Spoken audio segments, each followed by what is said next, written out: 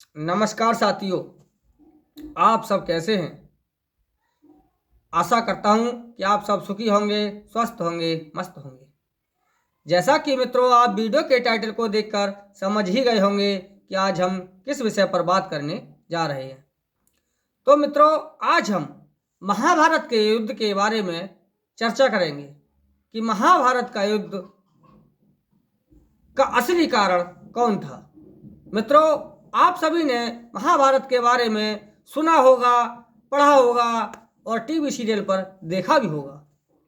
ये महाभारत का युद्ध एक आपसी पारिवारिक युद्ध था, जिसमें भारत ही नहीं, भारत से बाहर के भी योद्धाओं ने बढ़ चढ़ करके भाग लिया था और इसमें बड़े बड़े वीर इस युद्ध की भेंट चढ़ गए थे। तो आज मित्रों जानते हैं कि इस महाभारत का असली कारण कौन था। मित्रों, आप सभी ने पुस्तकों में पढ़ा होगा, देखा होगा और सुना भी होगा। यहाँ तक बताया जाता है तो वहाँ तक इस महाभारत के कारण शकुनी, दुर्योधन और द्रौपदी के तीखे बोल बताए जाते हैं,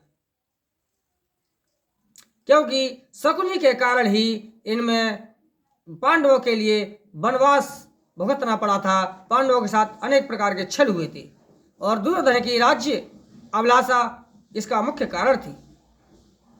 और रही सही द्रौपदी के तीखे बोलों ने उसकी कमी पूर्ति कर दी थी, क्योंकि जब इनका धृतराष्ट्र ने बंटवारा कर दिया था तो उस समय पांडवों के पक्ष में इंद्रप्रस्थ आया था, जिसका पहले नाम खांडवप्रस्थ था।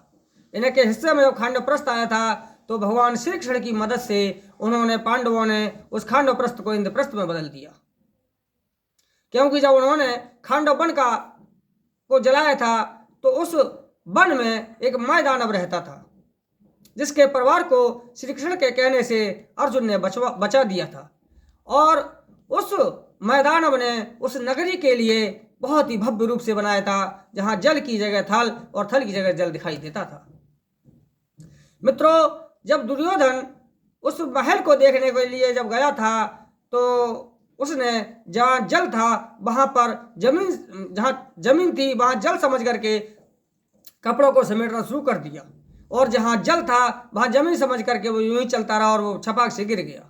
द्रौपदी छत पर बैठी ये सब नज़ारा देख रही थी और उसके मुंह से ऐसा निकल गया था कि अंधों के अंधे ही होते हैं, और वह ऐसा कहकर खिलखिलाकर हंस पड़ी।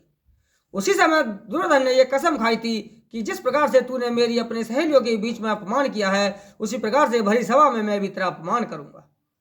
और उसने उसी शपथ के कारण भरी सभा में द्रौपदी के लिए नंगा भी किया था, जिसे वो नंगा करने में नाकाम रहा। मित्रों, बात सही है, लेकिन फिर भी हमारा मानना यह है कि इस महाभारत के युद्ध का असली कारण शकुनी, दुर्योधन या द्रौपदी नहीं, बल्कि इस युद्ध के कारण 3 महायोद्धा थे, जो कि तीनों ही भगवान परशुराम के शिष्य थे। क्योंकि पांडवों की इतनी बड़ी शक्ति थी कि पांडवों की शक्ति के डर से दुर्योधन चाहते हुए भी महाभारत का युद्ध नहीं कर सकता था। वह युद्ध करने में पांडवों के समक्ष टिकने में सक्षम नहीं था। महाभारत का युद्ध का असली कारण महात्मा परशुराम के तीनों शिष्य भीष्म पितामह, गुरु द्रोणाचार्य और महारथी कर्ण थे, जो कि तीनों ही कुरुवंश की सुरक्षा के प्रति प्रतिबद्ध थे। और दुर्योधन ये जानता था कि इन तीनों के ही वट रूपी वृक्ष की छाया में कोई भी मेरा अहित नहीं कर सकता, क्योंकि जब तक पितामह भीष्म जीवित हैं तब तक कुरुवंश का नाश नहीं हो सकता, और पितामह भीष्म को परास्त करने की क्षमता स्वयं काल में भी नहीं है।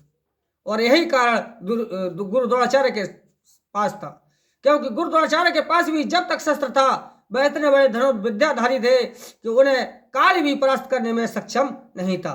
और यही कर्ण के साथ था। कर्ण के पास तो स्वयं कवच और कुंडल थे, जिन्हें भेदने की क्षमता स्वयं दिव्यास्त्रों में नहीं थी। और ये तीनों ही कुरुवंश की सुरक्षा से बंधे हुए थे। भीष्म पितामह ने तो कुरुवंश की सुरक्षा की शपथ खाई हुई थी, वह तो राजवंश से बंधे हुए थे। और यही गुरु द्रोण के साथ था, और कर्ण उनका एक अविष्ट मित्र था, जो कि दुर्योधन के साथ हर सुख दुख का साथी था।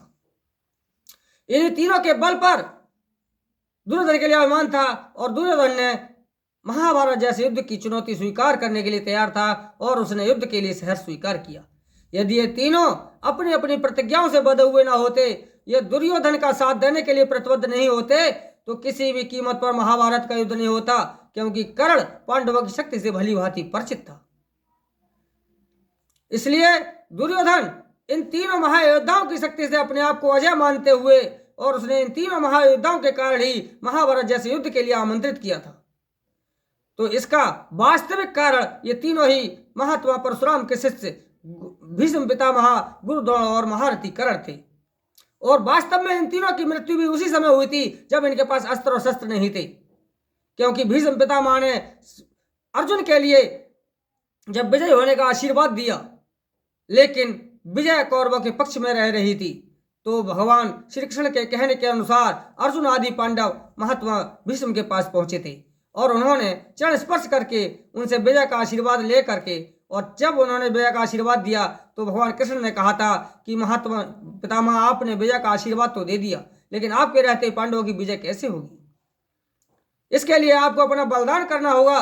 तब भीष्म पितामह ने स्वयं अपनी मृत्यु का कारण बताया और कहा कि यदि शिखंडी मेरे सामने आ जाएगा तो मैं अपने अस्त्र और शस्त्र रख दूंगा, उसे स्थिति में अर्जुन मेरा वध कर सकता है। तो निहत्ते भीष्म का वध भगवान कृष्ण की बनाई हुई कूटनीति के अनुसार अर्जुन के द्वारा शिखंडी को आगे ला करके किया गया था। उसी प्रकार से भगवान श्री कृष्ण के कूटनीति के अनुसार गुरुद्रोण का विवाद अश्वत्थामा मारा गया ये कहकर झूठा भ्रम फैला करके निहत्ते गुरुद्रोण का वध भी धृष्टद्युम्न के द्वारा कराया गया था। और उसी प्रकार महारथी कर्ण भी रथ का पहिया निकालते हुए निहत्ते मारे गए थे। यदि इन तीनों के पास अस्त्र और शस्त्र होते और ये तीनों, तो इन तीनों के लिए काल भी मारने में सक्षम नहीं था। तो मित्रों, इस प्रकार से इस युद्ध के कारण असली मूल कारण शकुनी दुर्योधन या द्रौपदी नहीं, बल्कि भीष्म पितामह, गुरुद्रोण और महारथी कर्ण थे।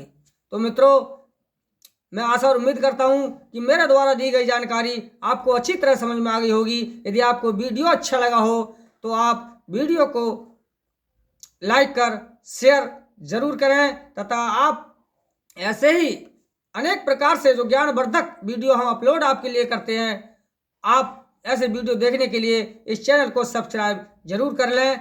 आज के लिए बस इतना ही है। मिलते हैं अगले वीडियो में। तब तक के लिए नमस्कार साथियों।